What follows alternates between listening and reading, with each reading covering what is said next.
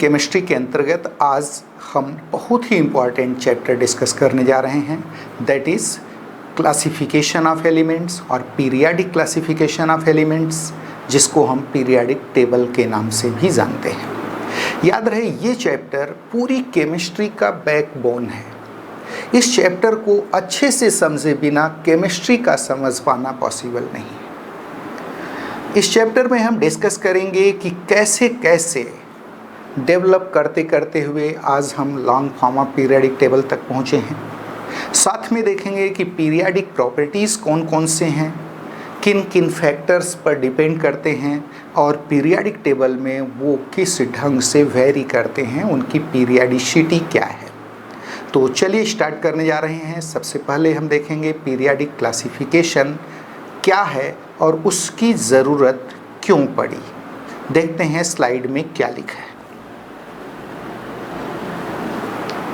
Periodic classification, grouping of elements on the basis of their similarities in properties is called periodic classification। तो periodic classification क्या है? ये elements की grouping है। किसके आधार पर? उनके सिमिलरिटी या प्रॉपर्टीज के आधार पर, गुणों के समानता के आधार पर तत्वों की जो ग्रुपिंग की जाती है उसे हम नाम देते हैं पीरियाडिक क्लासिफिकेशन। प्रश्न खड़ा हुआ, इसकी ज़रूरत क्यों पड़ी? इसके लिए मैं आपको एक छोटा सा एग्जांपल बताता हूँ, इसकी ज़रूरत क्यों पड़ी। अगर हम आज के डेट की बात करें तो आज अबाउट 112 एलिमेंट्स जो कि ऑथेंटिक हैं, 112 एलिमेंट्स आज के डेट में नोन हैं। ये एलिमेंट्स आपस में कॉम्बिनेशन करके कंपाउंड्स बनाते हैं।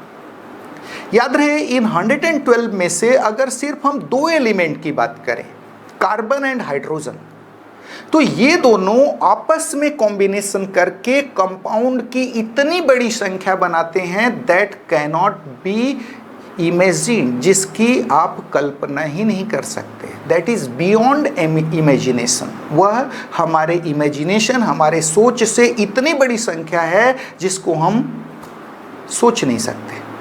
ठीक है, तो अगर सारे एलिमेंट्स आपस में कॉम्बिनेशन करके कंपाउंड बनाएं तो वो संख्या तो सोचने का सवाल ही नहीं पैदा होता। That will also be beyond imagination. अब ये जो कंपाउंड्स हैं, इनमें से किसी एक कंपाउंड का एक प्रॉपर्टी हमको स्टडी करने के लिए दिया जाता है यूजुअली जब हम पीएचडी करते हैं, और उसमें 3 to 5 ईयर्स लग जाते हैं। ध्यान दीजिए, जो एलिमेंट्स हैं आपस में कॉम्बिनेशन करके न्यूमेरस कंपाउंड्स बना रहे हैं, इनफाइनाइट नंबर में कंपाउंड्स बना रहे हैं। इन कंपाउंड्स के में से किसी एक कंपाउंड के एक प्रॉपर्टी को हमको दिया जाता है जब हम पीएचडी करते हैं, और उसमें 3 to 5 ईयर्स लग जाते हैं, कई बार उससे ज़्यादा भी लग जाते हैं। तो सोचिए, अगर सारे कंपाउंड्स के सारे प्रॉपर्टीज़ को स्टडी करने के लिए किया जाए तो हमको कितने साल लगेंगे, कितनी जन्म लेना पड़ेगा हमको। और क्या जरूरी है एक जन्म में जो हमने स्टडी किया अगले जन्म में हमको याद रहे? तो आप देख सकते हैं कि ये जो एलिमेंट्स हैं, इनके कंपाउंड्स की जो स्टडी है वह बहुत ही ज़्यादा कॉम्प्लिकेटेड है, बहुत ही ज़्यादा वास्ट है। इसलिए ज़रूरी हो गया कि एलिमेंट्स को उनके सिमिलरिटीज़ के बेसिस पर ग्रुपिंग किया जाए, ताकि ग्रुप के किसी एक एलिमेंट की अगर हम स्टडी कर लें तो मोर और लेस उस ग्रुप के सारे एलिमेंट्स के बारे में, उनके कंपाउंड्स के बारे में हमको मोर और लेस आइडिया हो जाए। तो ये कारण था क्लासिफिकेशन ऑफ एलिमेंट्स का। तो एलिमेंट्स का क्लासिफिकेशन क्यों किया गया?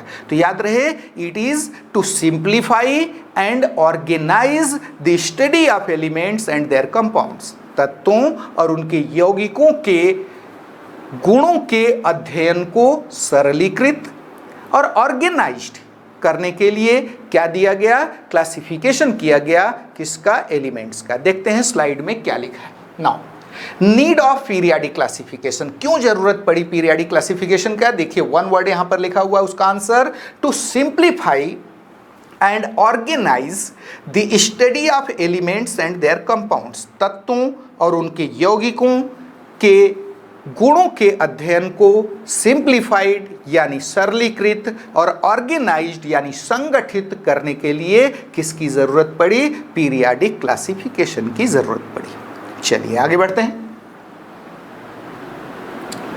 Now history of periodic classification. अब हम देखेंगे कि पीरियाडिक क्लासिफिकेशन किस किस ढंग से किया गया, किन किन स्टेप से, किन किन इंपॉर्टेंट स्टेप से होते हुए हम आज के पीरियाडिक टेबल तक पहुंचे हैं, जिसको आप long form of periodic table बोलते हो, यानी आवर्त सारणी का दीर्घाकार रूप, जिसको कि इन जनरल हम 18 कॉलम पीरियाडिक टेबल भी बोलते हैं।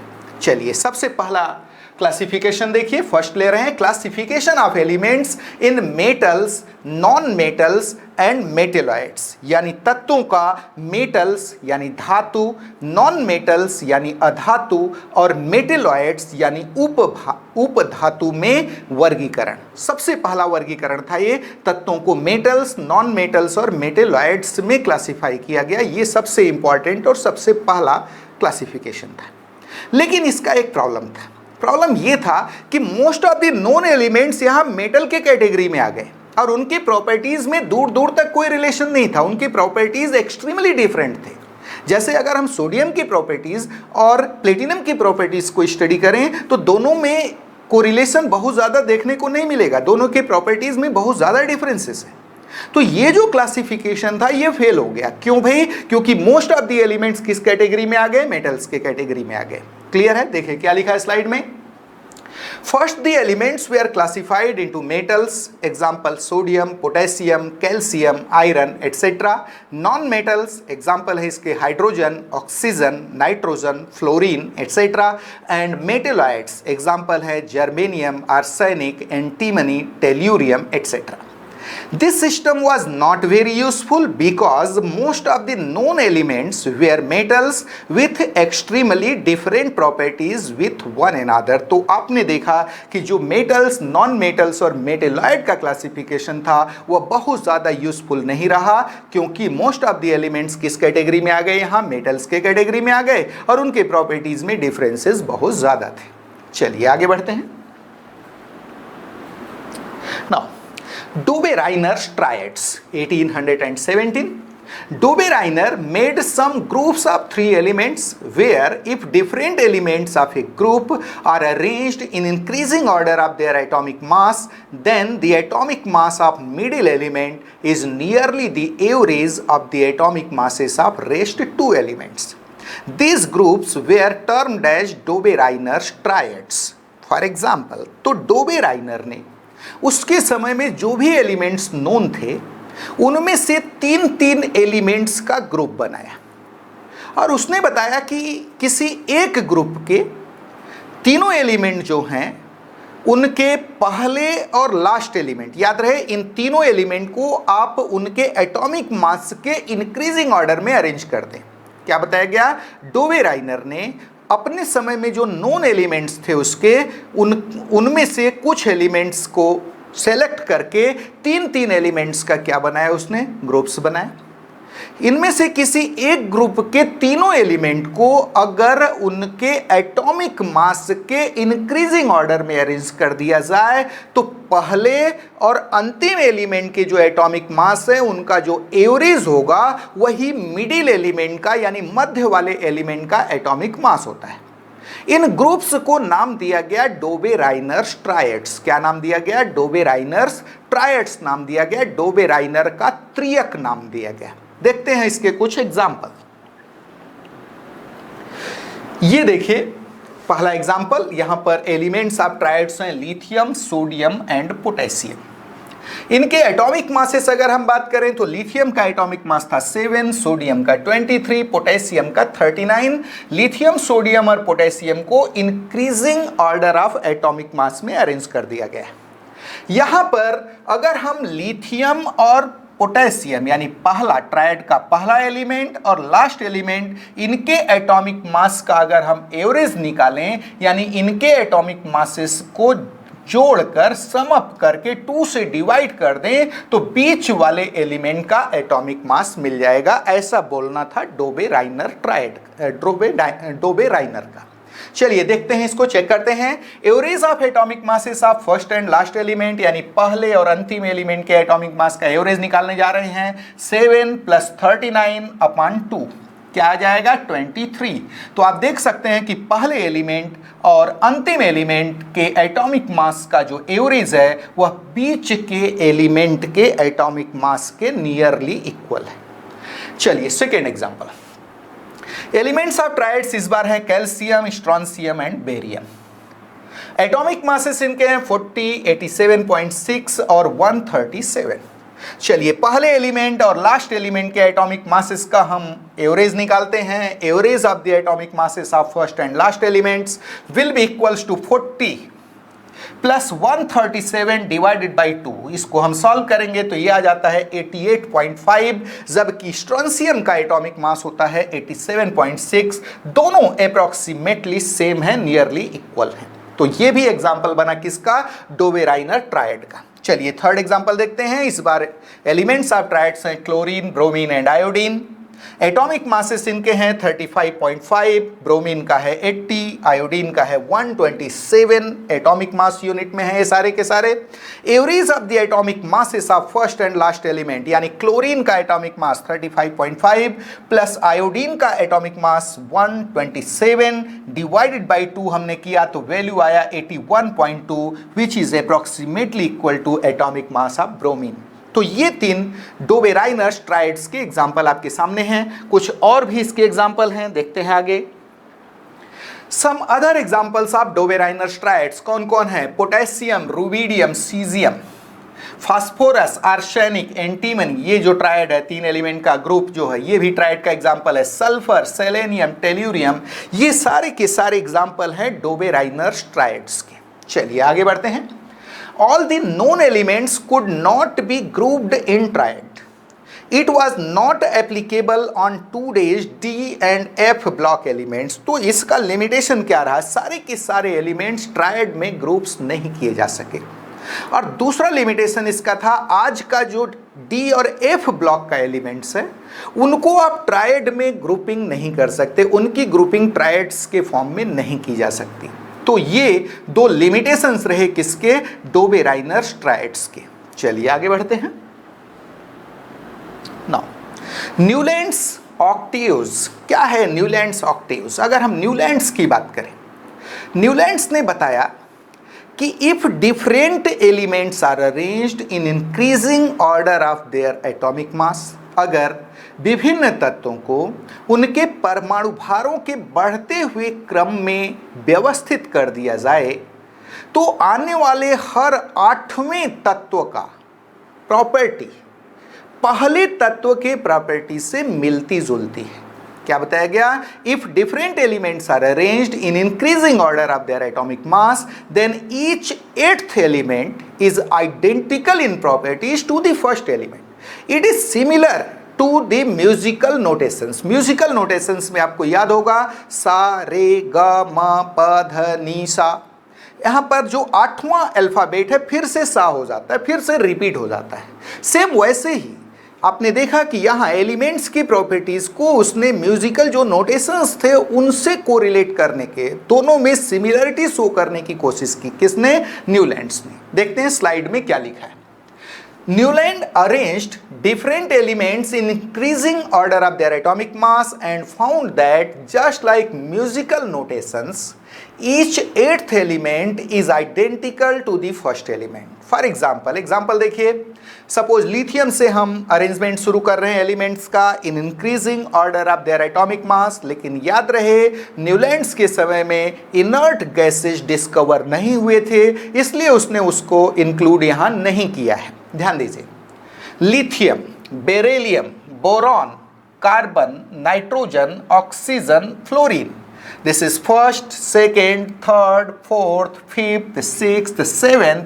फ्लोरीन के बाद याद रहे उसके समय में नियॉन नोन नहीं था, इसलिए उसने उसका रेफरेंस नहीं लिया है। कौन आ गया? सोडियम। तो naturally sodium is 8th as compare to lithium. Lithium से अगर हम स्टार्ट करें, लिथियम से अगर कंपैरिजन शुरू करें तो लिथियम के बाद 8वां एलिमेंट एटॉमिक मास के इंक्रीजिंग ऑर्डर में कौन है? सोडियम है। उसके बाद नेक्स्ट 8वां एलिमेंट कौन आ जाएगा? पोटेशियम। तो नेचुरली लिथियम, सोडियम और पोटेशियम के प्रॉपर्टीज क्या होंगे? आइडेंटिकल होंगे, सेम होंगे। सेम वैसे ही बेरिलियम से अगर हम स्टार्ट करें 1 2 3 4 5 6 7 एंड 8, तो नेचुरली बेरिलियम की प्रॉपर्टीज किसके समान होगी? मैग्नीशियम की। मैग्नीशियम की प्रॉपर्टीज किसके समान होगी? कैल्शियम की।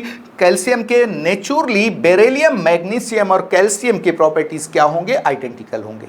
क्लियर है? लेकिन ये जो न्यूलैंड्स ऑक्टेव्स का कॉन्सेप्ट था, यह कैल्शियम के बाद एप्लीकेबल नहीं था। देखिए क्या लिखा है, here properties of lithium, sodium and potassium, these three are similar. In the same way, properties of beryllium, magnesium and calcium are similar. ये सब क्या थे? सिमिलर थे, क्योंकि ये एक दूसरे के रिलेशन में 8th पोजीशन पर आ रहे थे। चलिए आगे बढ़ते हैं। Now recurrence of musical notations, यहाँ म्यूजिकल नोटेशंस का रीअकरेंस भी हमने शो कर दिया है। सा रे गा मा प ध नी के बाद फिर से क्या आ गया? सा 1 2 3 4 5 6 7 एंड 8। तो आपने देखा कि म्यूजिकल जो नोटेशंस होते हैं वहाँ पर 8वां नोट पहले नोट के समान होता है। सेम वैसे ही न्यूलैंड्स ने बताया कि अगर डिफरेंट एलिमेंट्स को उनके एटॉमिक मास के इंक्रीजिंग ऑर्डर में अरेंज कर दिया जाए तो आने वाला हर 8वें एलिमेंट की प्रॉपर्टी पहले एलिमेंट से मिलती जुलती होती है। चलिए आगे बढ़ते हैं। This trend failed after calcium. विशेष ध्यान दीजिए, ये ट्रेंड कैल्शियम के बाद फेल हो गया। क्लियर है? दूसरा क्या लिखा है देखिए, however it gave a correlation between atomic mass and the properties of elements. तो इसका इंपॉर्टेंस क्या था? इसने एटॉमिक मास और एलिमेंट्स के प्रॉपर्टीज के बीच एक संबंध, एक कोरिलेशन इस्टेब्लिश करने की कोशिश की। ये इसका सबसे बड़ा योगदान था। किसका? न्यूलैंड्स ऑक्टेव्स का। इस कॉन्सेप्ट में सबसे पहली बार एटॉमिक मास से एलिमेंट्स के अदर प्रॉपर्टीज को कोरिलेट किया गया। चलिए आगे बढ़ते हैं। नाउ लोथर मेयर कर्व, बहुत ही खास point. Lothar Meyer plotted atomic volume of different elements against their atomic mass and found that the elements having similar properties occupy similar position on the curve. तो Newlands ने उसके समय में जो भी non elements थे उनके एटॉमिक वॉल्यूम को एटॉमिक मास के साथ प्लॉट किया और देखा कि जो एलिमेंट सिमिलर प्रॉपर्टीज वाले हैं वे कर्व पर सिमिलर पोजीशन ऑक्यूपाई कर रहे हैं। देखते हैं एग्जांपल इसके क्या थे। For example most electropositive alkali metal, सबसे इलेक्ट्रोपॉजिटिव एलिमेंट्स जो पीरियोडिक टेबल के हैं अल्कली मेटल्स कौन कौन? Lithium, sodium, potassium, rubidium, caesium. They occupy peak of the curve. ये कर्व के जो लोथर मेयर कर्व बना आगे हम देखेंगे उसके पीक पर पोजीशन ऑक्यूपाई कर रहे थे और इन सब का प्रॉपर्टीज कैसा था? आइडेंटिकल था। Less electropositive alkaline earth metals, इनसे थोड़ा कम इलेक्ट्रोपॉजिटिव कौन होते हैं? अल्कलाइन अर्थ मेटल्स होते हैं। आगे हम डिटेल में पढ़ेंगे। Beryllium, magnesium, calcium, strontium, barium, they occupy descending position of the curve. Curve के डिसेंडिंग पोजीशन में थे कौन? अल्कलाइन अर्थ मेटल्स, जो अल्कलीज मेटल से थोड़ा कम इलेक्ट्रोपॉजिटिव थे। चलिए आगे बढ़ते हैं। ये देखिए यहां पर लोथर मेयर कर्व शो किया गया है। Plot of atomic volume against atomic mass. इस एक्सिस पर हम एटॉमिक वॉल्यूम शो कर रहे हैं और इस एक्सिस पर एटॉमिक मास शो कर रहे हैं। आप देख सकते हैं लिथियम, लिथियम के बाद यहां पर कर्व थोड़ा नीचे आया। बेरिलियम, यहां पर आप फ्लोरीन, सोडियम, ध्यान दीजिए लिथियम, सोडियम, पोटेशियम, रुबिडियम, ये सारे के सारे पीक्स को ऑक्यूपाई कर रहे हैं। Alkalis metal occupy peak of the curve. Competitive exam में बहुत पूछा जाता है ये कर्व कि अगर डिफरेंट एलिमेंट्स के एटॉमिक वॉल्यूम को उनके एटॉमिक मास के साथ प्लॉट किया जाए तो किन एलिमेंट्स का पोजीशन कहां होता है। कॉम्पिटिटिव पॉइंट ऑफ व्यू से इंपॉर्टेंट पॉइंट है ये, बहुत ही खास। तो याद रहे अल्कलीज मेटल उस प्लॉट के कहां पर होंगे? पीक्स पर होंगे।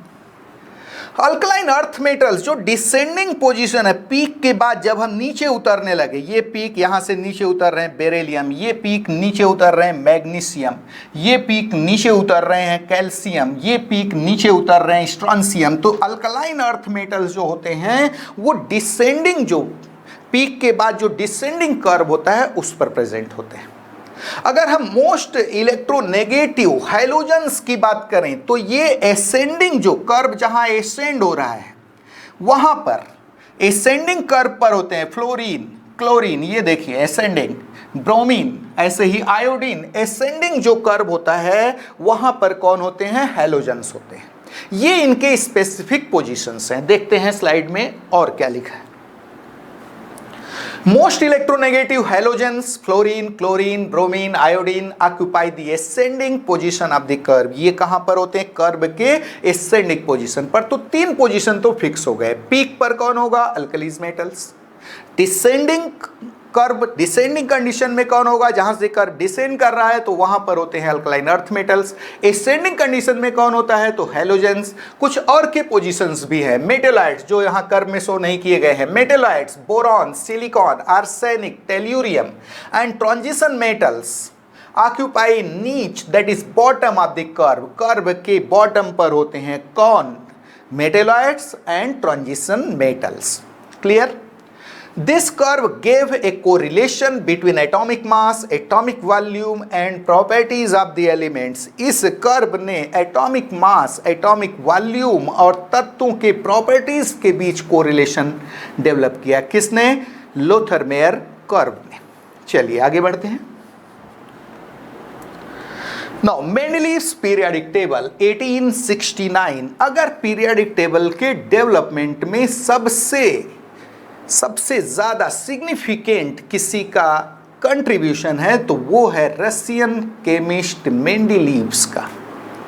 मेंडलीव्स ने क्या किया? तो आप देखेंगे कि मेंडलीव्स ने उसके समय में जितने भी नोन एलिमेंट्स थे उन एलिमेंट्स और उनके कंपाउंड्स के प्रॉपर्टीज का कंपैरेटिव स्टडी किया और 2 ऑब्जर्वेशंस फाइंड किए। क्या बताया गया? मेंडलीव्स ने डिफरेंट एलिमेंट्स और उनके कंपाउंड्स के प्रॉपर्टीज का कंपैरेटिव स्टडी किया। याद रहे, अगर आपको किसी रिजल्ट तक पहुंचना है then you have to study comparatively. अगर आपको किसी रिजल्ट तक पहुंचना है तो आपको कंपैरेटिव स्टडी करना पड़ेगा। अगर आप स्कैटर्ड स्टडी कर रहे हैं आप किसी रिजल्ट तक नहीं पहुंच पाएंगे। तो मेंडलीव ने अपने समय में नोन डिफरेंट एलिमेंट्स और उनके कंपाउंड्स के प्रॉपर्टीज का कंपैरेटिव स्टडी किया और 2 ऑब्जर्वेशंस गेन किए। क्या क्या ऑब्जर्वेशन थे? तो उसका पहला ऑब्जर्वेशन था atomic mass is the fundamental properties of elements. तत्वों का परमाणु भार उनका मौलिक गुण है, फंडामेंटल प्रॉपर्टीज है, यानी एलिमेंट्स के अदर प्रॉपर्टीज उसके एटॉमिक मास पर डिपेंड करते हैं। ये मतलब हुआ। और उसका दूसरा ऑब्जर्वेशन था if different elements are arranged in increasing order of their atomic mass then after certain regular intervals elements having similar properties are repeated. अगर विभिन्न तत्वों को उनके परमाणु भारों के बढ़ते हुए क्रम में व्यवस्थित किया जाए तो कुछ निश्चित अंतरालों के पश्चात मिलते जुलते गुणों वाले तत्वों की पुनरावृत्ति होती है, रीअकरेंस होता है।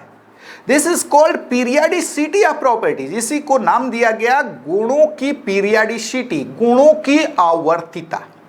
देखते हैं स्लाइड में क्या लिखा है। Mendeleev studied different elements and their compounds comparatively and found following 2 observations।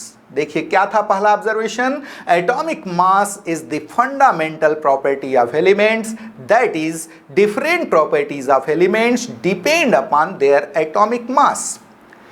If different elements are arranged in increasing order of their atomic mass, then after certain regular intervals, the elements having similar properties are repeated. This is called periodicity of properties. On this basis, Mendeleev gave his periodic law, which is called Mendeleev's old or original periodic law. तो आपने देखा कि Mendeleev ने अपने समय में known elements और उनके कंपाउंड्स की कंपैरेटिव स्टडी की और दो ऑब्जर्वेशंस फाइंड किए। पहला ऑब्जर्वेशन था atomic mass is the fundamental properties of elements, it means other properties of elements depends upon their atomic mass. और उसका दूसरा ऑब्जर्वेशन था if different elements are arranged in increasing order of their atomic mass then after certain regular intervals elements having similar properties are repeated, this is called periodicity of properties. इन दोनों observations को उसने compile किया और एक periodic law दिया जिसको हम मेंडलीव्स ओल्ड और मेंडलीव्स ओरिजिनल पीरियडिक लॉ बोलते हैं। देखते हैं ये मेंडलीव्स ओल्ड और मेंडलीव्स ओरिजिनल पीरियडिक लॉ क्या था। मेंडलीव्स ओल्ड और original periodic law, according to this law, the physical and chemical properties of elements are the periodic function of their atomic mass. It means if different elements are arranged in increasing order of their atomic masses, then after certain regular intervals the elements having similar properties are repeated. This is called periodicity of the properties. तो आपको बताया गया कि Mendeleev's original periodic law क्या था। तो इसमें बताया गया कि the physical and chemical properties of the elements are periodic function of their atomic mass, तत्वों के भौतिक तथा रासायनिक गुण उनके परमाणु भारों के आवर्ती फलन होते हैं, उनके परमाणु भार पर निर्भर करते हैं। क्लियर है? It means if different elements are arranged in increasing order of their atomic mass, then after certain regular intervals the elements having similar properties are repeated. This is called periodicity of properties. विभिन्न तत्वों को यदि उनके परमाणु भारों के बढ़ते हुए क्रम में व्यवस्थित किया जाए तो कुछ निश्चित अंतरालों के पश्चात मिलते जुलते गुणों वाले तत्वों की पुनरावृत्ति होती है। इसी को हमने नाम दिया गुणों की आवर्तिता। चलिए आगे बढ़ते हैं। Mendeleev's original periodic table. Based on his original periodic law, Mendeleev prepared his periodic table called Mendeleev's old or original periodic table. तो अपने पीरियडिक लॉ के बेसिस पर मेंडलीव ने अपना पीरियडिक टेबल बनाया।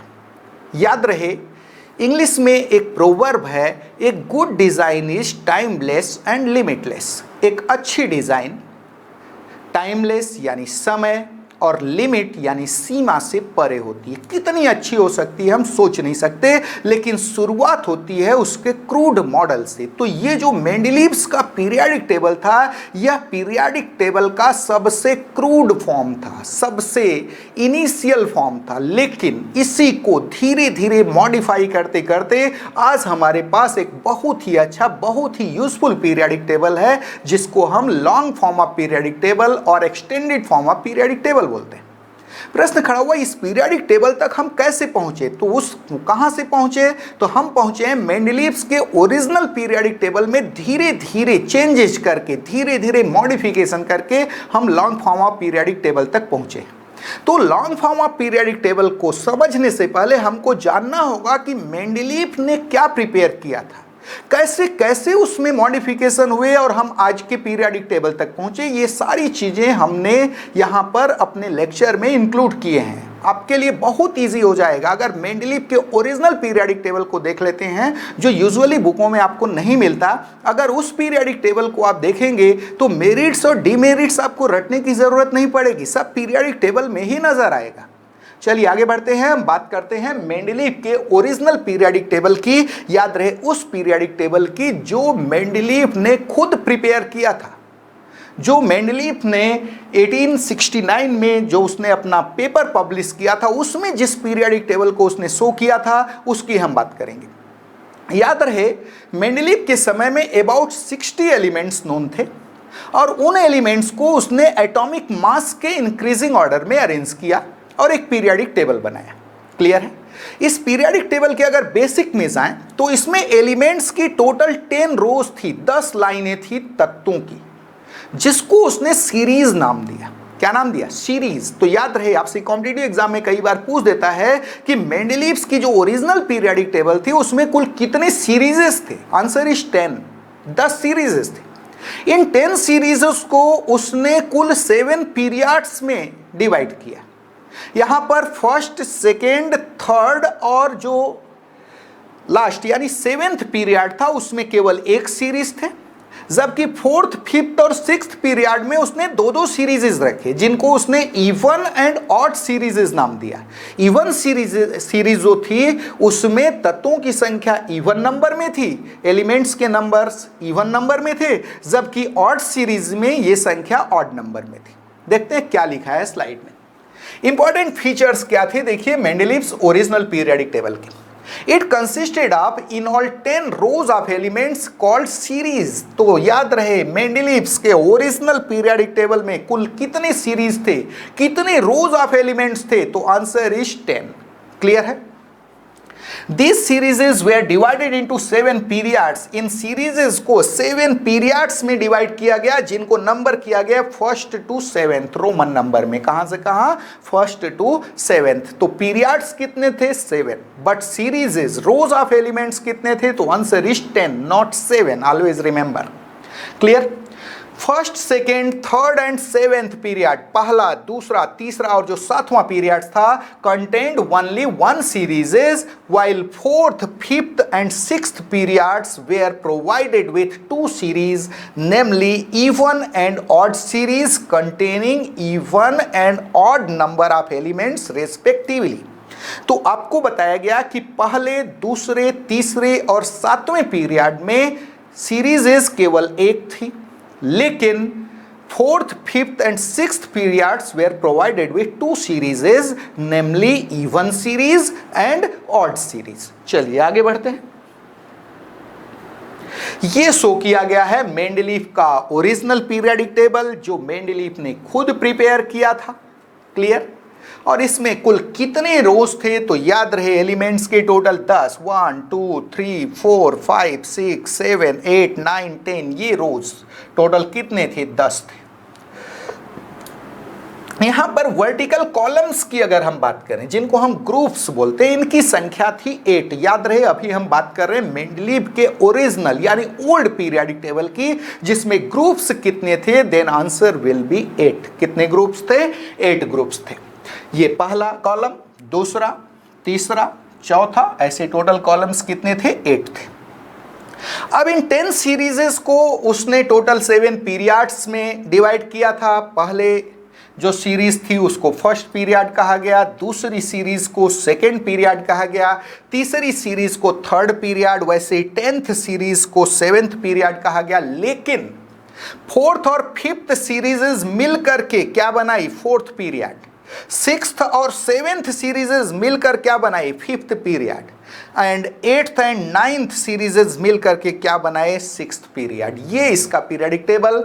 एक और खास बात, यहां पर हाइड्रोजन को 2 जगह रखा गया। याद रहे ये एक सबसे बड़ा ड्रॉबैक जो था मेंडलीव का, मेंडलीव की सबसे बड़ी कमजोरी अगर हम बात करें, उसकी सबसे बड़ी विशेषता, तो उसने एलिमेंट्स की कंपैरेटिव स्टडी की जिसके कारण किसी रिजल्ट तक पहुंच पाया, लेकिन वो रिजल्ट गलत मिला। गलत मिलने का कारण क्या था? उसने बेसिस जिसको बनाया उसको प्रेफरेंस ही नहीं दिया। मेंडलीव ने एटॉमिक मास को बेसिस बनाया लेकिन प्रेफरेंस दिया प्रॉपर्टीज को। यह उसकी सबसे बड़ी कमजोरी थी जिसके कारण उसके पीरियोडिक टेबल में ढेर सारे डिमेरिट्स आ जाएंगे, ढेर सारी कमजोरियां आ जाएंगी, कमियां आ जाएंगी। तो मेंडलीव ने हाइड्रोजन को 2-2 जगह रख दिया। फर्स्ट ग्रुप में रखा along with alkalis metal, sodium, potassium, rubidium, caesium. Alkalis metal के साथ हाइड्रोजन को रखा। साथ में 7th ग्रुप में along with halogens, fluorine, chlorine, bromine, iodine, इनके साथ रख दिया। क्यों भाई? क्योंकि हाइड्रोजन अल्कलीज मेटल के साथ भी गुणों में समानता शो करता था और हैलोजेंस के साथ भी, इसलिए 2 जगह रख दिया। और इसकी कमजोरी क्या थी? तो आपको बताया गया, इसने आधार बनाया, इसने बेसिस बनाया एटॉमिक मास को, लेकिन उसे प्रेफरेंस नहीं दिया। प्रेफरेंस किसको दिया? प्रॉपर्टीज को। और प्रॉपर्टीज को प्रेफरेंस देने के कारण इसने कई जगह एलिमेंट के एटॉमिक मास का जो क्रम था उसको भी चेंज कर दिया। जिसके कारण इसके पीरियोडिक टेबल में बहुत सारी डिमेरिट्स, बहुत सारी कमजोरियां आ गई। चलिए आगे बढ़ते हैं, कुछ एलिमेंट्स देख लेते हैं जो कि इसके पीरियोडिक टेबल में थे। हाइड्रोजन 2 जगह रखा गया, हीलियम, याद रहे हीलियम, नियान, आर्गॉन जो अल्कलीज मेटल्स थे उनकी खोज इसके समय में नहीं हुई थी, उसने इनका रेफरेंस नहीं लिया है, अपने पीरियोडिक टेबल में इनको इंक्लूड नहीं किया है। Now lithium, beryllium, boron, carbon, nitrogen, oxygen, fluorine, then sodium, magnesium, aluminium, silicon, phosphorus, sulphur, chlorine, then potassium, calcium. याद रहे मेंडलीफ ने अपने पीरियोडिक टेबल में कुछ स्पेस को वैकेंट छोड़ दिया था। ये देखिए, ये पोजीशन वैकेंट है, और याद रहे इन वैकेंट पोजीशन पर कौन से एलिमेंट्स आएंगे, उनका एटॉमिक मास क्या होगा, उनकी प्रॉपर्टीज कैसी होगी, ये सारी चीजें उसने पहले ही उनकी फोरकास्टिंग कर दी, और बाद में इन एलिमेंट्स की खोज हुई और उनकी प्रॉपर्टीज वैसे ही पाई गई जैसा कि मेंडलीफ बता चुका था, ऑलरेडी बता चुका था। तो ये भी इसका एक मेरिट्स था, किसका, मेंडलीव्स पीरियोडिक टेबल का।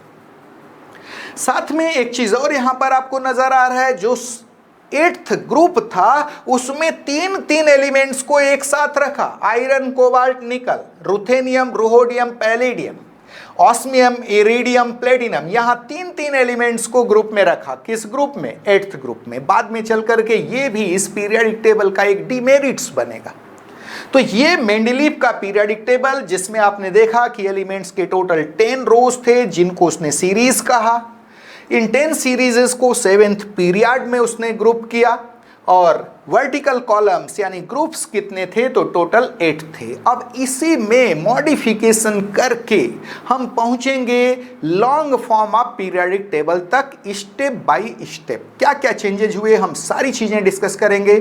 पहले हम देखते हैं आगे क्या लिखा है स्लाइड में।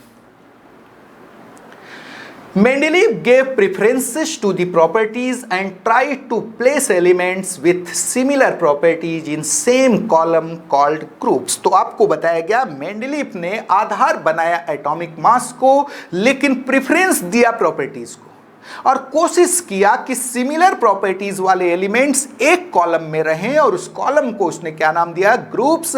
और ऐसे कितने ग्रुप्स थे उसके ओरिजिनल पीरियोडिक टेबल में, देन आंसर विल बी 8। कितने ग्रुप्स थे, कितने कॉलम थे, 8। फॉर डूइंग सो, ऐसा करने के लिए प्रॉपर्टीज को देखिए वो प्रेफरेंस दे रहा है, कोशिश कर रहा है कि सिमिलर प्रॉपर्टीज वाले सेम ग्रुप में रहें। ऐसा करने के लिए क्या क्या उसे करना पड़ा।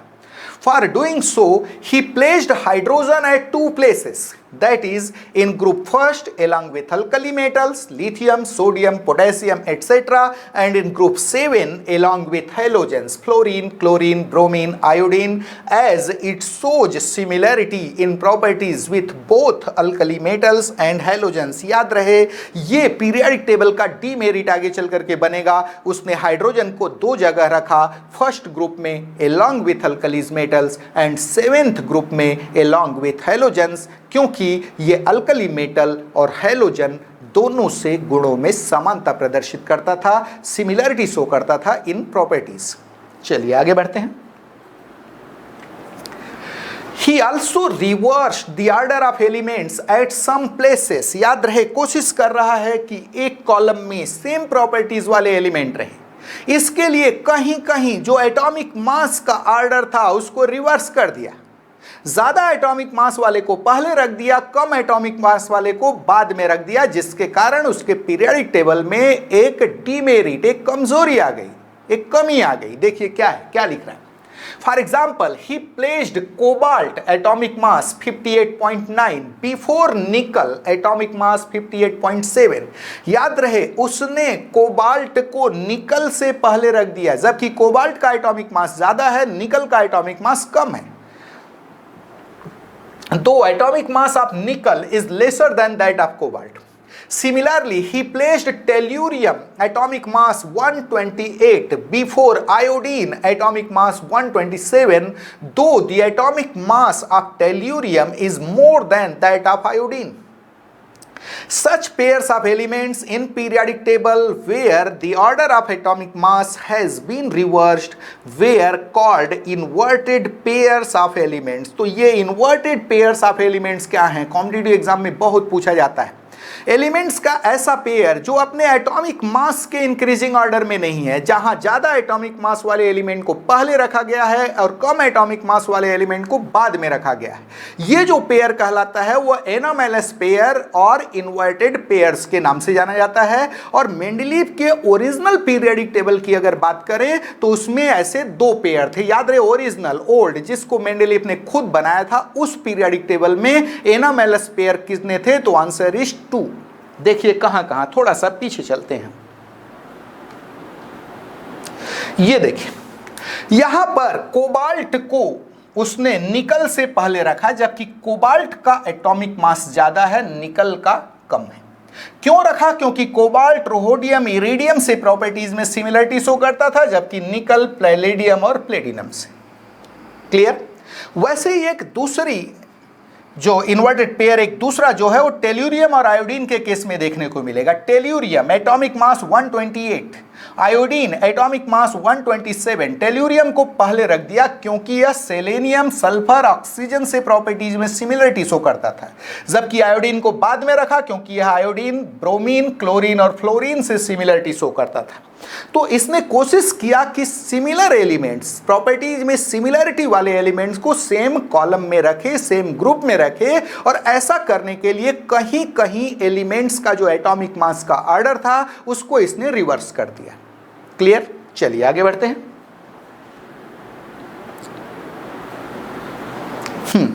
Mendeleev left some blank spaces for undiscovered elements in his periodic table and forecasted their properties. Later on, these elements were discovered and their properties were found to be same as forecasted by Mendeleev. तो Mendeleev ने अपने periodic table में कुछ elements के लिए vacant space छोड़ दिया, खाली स्थान छोड़ दिया, रिक्त स्थान छोड़ दिया। साथ में ये भविष्यवाणी कर दिया, ये फोरकास्टिंग कर दिया कि भविष्य में चल करके इन फ्यूचर इन एलिमेंट्स की खोज होगी और इनके प्रॉपर्टीज ऐसे ऐसे होंगे। बाद में वो एलिमेंट्स खोजे गए और उनकी प्रॉपर्टीज वैसी ही पाई गई, ऑलमोस्ट सेम पाई गई एज फोरकास्टेड बाय मेंडलीव। जैसा मेंडलीव ने बताया था लगभग वैसी पाई गई। कुछ एग्जाम्पल देखते हैं कौन कौन से। For example, Mendeleev left space for gallium and named it Eka aluminium. Eka aluminium means having similarity with aluminium. When he discovered its properties were found almost same as stated by Mendeleev. तो Mendeleev ने gallium का position रिक्त छोड़ दिया था। चलिए आपको दिखाते हैं मेंडलीव के पीरियडिक टेबल में इसको।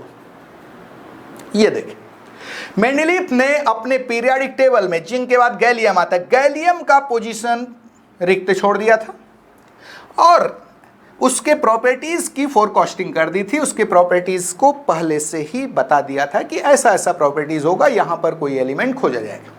याद रहे इस एलिमेंट का नाम उसने दिया था, बताया था कि ये जो एलिमेंट खोजा जाएगा उसकी प्रॉपर्टीज एल्यूमिनियम से मिलती जुलती होगी, इसलिए उसका नाम दे दिया एका एल्यूमिनियम। एका aluminium means having similarity with aluminium, जिसका एल्यूमिनियम के साथ समानता होगी, इसलिए नाम दिया गया उसको क्या? एका एल्यूमिनियम। बाद में यहां पर गैलियम की खोज हुई और उसकी प्रॉपर्टीज एल्यूमिनियम से मिलती जुलती थी।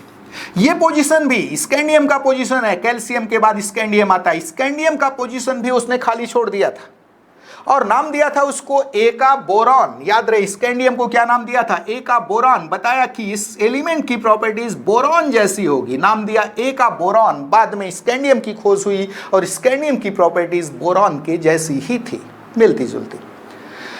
यहां पर एक स्पेस और खाली दिख रहा है, ये पोजीशन एक्चुअल में जर्मेनियम का था। जर्मेनियम के भी स्थान को उसने खाली छोड़ा था और बताया था कि भविष्य में इस एलिमेंट की खोज होगी जिसकी प्रॉपर्टी सिलिकॉन से मिलती जुलती होगी, नॉट टाइटेनियम। किससे मिलती जुलती होगी? सिलिकॉन से।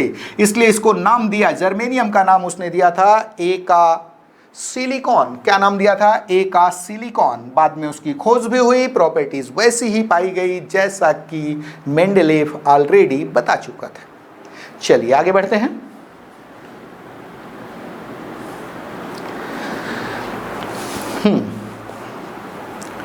Similarly, he left space for germanium and named it Eka silicon. When it discovered its position were found almost same as stated by Mendeleev. तो मेंडलीव ने अपने पीरियाडिक टेबल में कुछ तत्वों के लिए रिक्त स्थान छोड़ा था। बाद में उन तत्वों की खोज हुई और उनकी प्रॉपर्टीज वैसे ही पाई गई जैसा मेंडलीव द्वारा बताया गया था। चलिए आगे बढ़ते हैं। Now merits and demerits of Mendeleev's periodic table. Mendeleev's periodic table की क्या क्या मेरिट्स थे, उसके यूजफुलनेस क्या क्या थे, और साथ में डीमेरिट्स क्या क्या थी, कमजोरियां क्या क्या थी। तो याद रहे ये पीरियोडिक टेबल का सबसे क्रूड मॉडल था। इसमें डीमेरिट्स ज्यादा देखने को मिलेंगे, मेरिट्स की संख्या थोड़ा कम है, लिमिटेड है। देखते हैं क्या क्या इसके मेरिट्स और डीमेरिट्स थे। सबसे पहले मेरिट्स की बात करते हैं। It simplified and organised the study of elements and their compounds. Elements और उसके कंपाउंड्स के स्टडी को इसने सिंप्लीफाई कर दिया, सरलीकृत कर दिया और ऑर्गेनाइज्ड कर दिया, संगठित कर दिया। कुछ हद तक, पूरी तरह तो नहीं, कुछ हद तक इसने सिंप्लीफाई और ऑर्गेनाइज किया। किसको? Study of elements and their compounds को। दूसरी merits, it became helpful in discovery of new elements like scandium, gallium, germanium etc. ये नए तत्वों के खोज में सहायक हुई, क्योंकि मेंडलीव ऑलरेडी बता चुका था ये मिसिंग स्थान है, यहाँ पर नए एलिमेंट खोजे जाने चाहिए, और देन ट्राई किया गया, वो एलिमेंट खोजे भी गए। तो ये नए एलिमेंट्स के खोज में भी सहायक हुई। तीसरा merit, it became helpful in correction of valency and atomic masses of a number of elements. For example, previously beryllium was considered to be trivalent having atomic mass 13.5. तो ये पीरियोडिक टेबल बहुत सारे तत्वों के वैलेंसी और atomic mass के correction में, सुधार में भी सहायक हुई। एक एग्जांपल है इसका बेरिलियम। बेरिलियम को पहले ट्राइवैलेंट माना जाता था और इसके एटॉमिक मास माना जाता था 13.5। बाद में मेंडलीव ने बेरिलियम को अल्कलाइन अर्थ मेटल्स के साथ रखा, दैट इज मैग्नीशियम, कैल्शियम, इनके स्ट्रॉन्शियम इनके साथ रखा, जो कि डाइवैलेंट थे। तो एक्सपेक्ट किया गया कि beryllium should also be divalent. बाद में देखा गया कि बेरिलियम डाइवैलेंट एक्चुअल में है भी, और उसका एटॉमिक मास जब संशोधन किया गया, एटॉमिक मास कैसे फाइंड करेंगे? इक्विवेलेंट मास इनटू वैलेंसी करेंगे। तो इक्विवेलेंट मास जो इसका 4.5 था, उससे मल्टीप्लाई किया गया इसकी वैलेंसी यानी 2 से, तो एटॉमिक मास मिला इसका 9। तो बेरिलियम के एटॉमिक मास और वैलेंसी दोनों को सुधारा गया using Mendeleev's old periodic table. तो ये भी इसकी एक मेरिट्स था। चलिए आगे बढ़ते हैं। Mendeleev placed beryllium in group 2 along with divalent magnesium, calcium, strontium etc. So it was expected to be divalent. Later on, beryllium actually found to be divalent and its atomic mass corrected accordingly to be 9.0.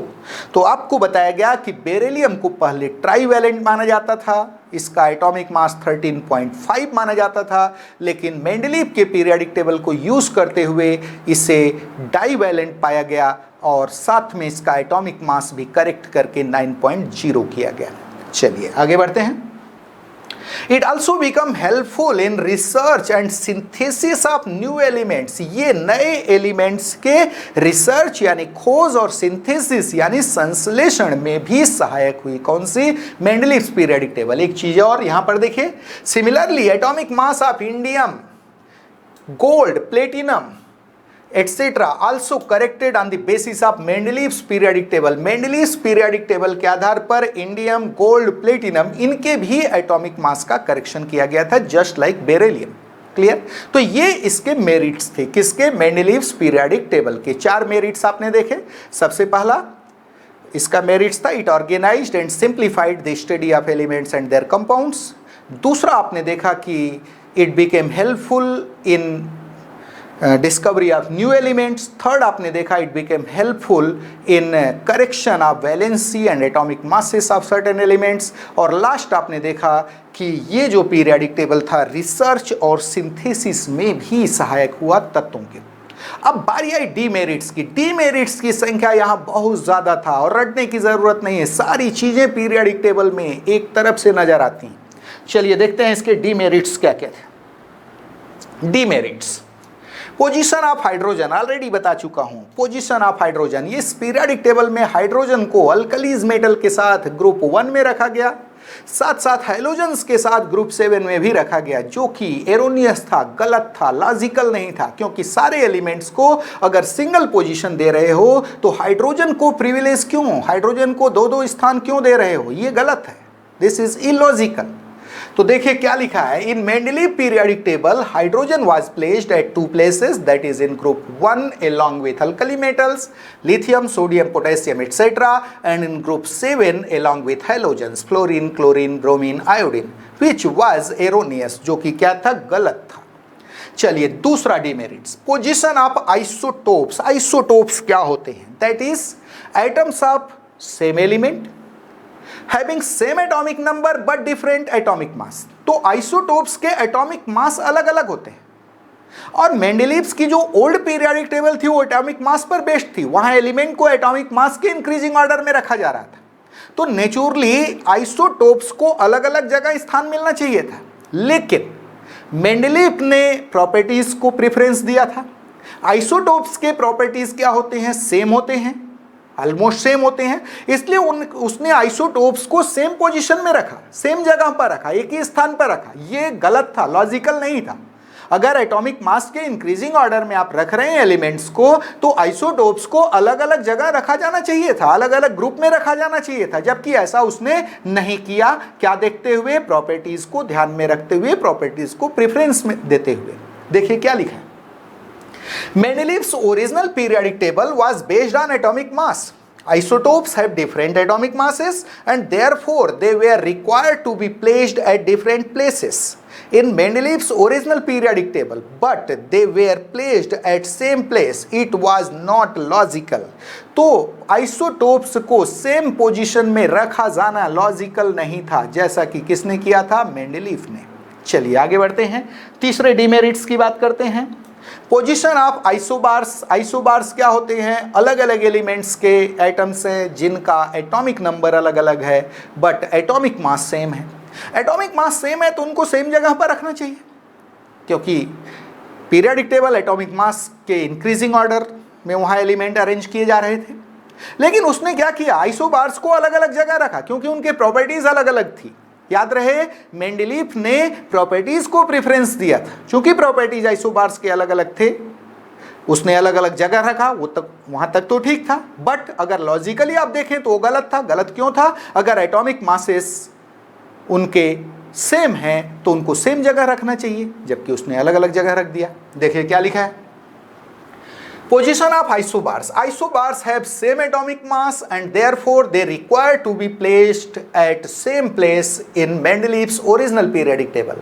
But they were placed at different places. It was erroneous. क्या था, ये गलत था। अगर isobars के atomic mass same है तो उनको सेम जगह रखा जाना चाहिए था, जबकि मेंडलीव ने उनको अलग अलग जगह रखा, ये लॉजिकली गलत था। चलिए नेक्स्ट डिमेरिट्स, चौथा, placement of elements with similar properties in different groups. Mendeleev ने क्लेम किया था कि उसके किसी एक ग्रुप के सारे एलिमेंट्स की प्रॉपर्टीज क्या होगी, सिमिलर होगी, और अलग अलग ग्रुप के एलिमेंट की प्रॉपर्टीज क्या होगी, अलग अलग होगी। जबकि देखा गया कि बहुत सारे एलिमेंट्स ऐसे थे जिनकी प्रॉपर्टीज आइडेंटिकल थी, एक दूसरे से मिलते जुलते थी, लेकिन उनको अलग अलग ग्रुपों में रखा गया, जो कि लॉजिकल नहीं था। देखिए example, gold and platinum have similar properties. Gold और प्लेटिनम की प्रॉपर्टीज सिमिलर होती है, but they were placed in different groups. इनको अलग अलग ग्रुप में रखा, जबकि इनको सेम ग्रुप में रखा जाना चाहिए। कहां कहां रखा, तो गोल्ड को ग्रुप 1 में रखा, प्लेटिनम को ग्रुप 8 में रखा। ये एरोनियस था, गलत था। क्लियर है। ऐसे ही उसने बिल्कुल अलग प्रॉपर्टीज वाले, एक्सट्रीमली डिफरेंट प्रॉपर्टीज वाले एलिमेंट्स को सेम ग्रुप में रख दिया। ये भी पीरियोडिक टेबल की एक डीमेरिट बना। देखिए आगे क्या लिखा है, now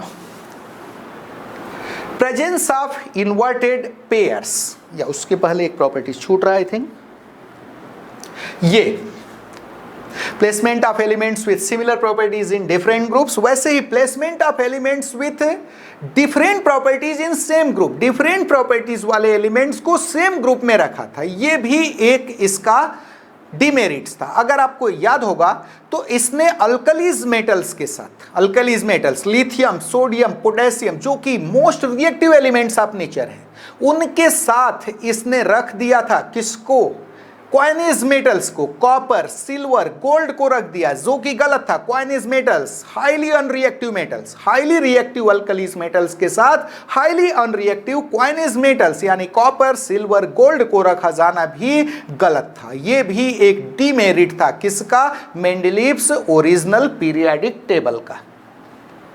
now presence of inverted pairs already बता चुका हूं, कई जगह उसने एलिमेंट्स का जो एटॉमिक मास का ऑर्डर था उसे चेंज कर दिया। ये टेक्निकली गलत था क्योंकि पीरियोडिक टेबल में एलिमेंट्स को एटॉमिक मास के इंक्रीजिंग ऑर्डर में रखा जा रहा था। देखिए क्या लिखा है, Mendeleev reversed the order of atomic mass at some places. For example, he placed cobalt atomic mass 58.9 before nickel atomic mass 58.7.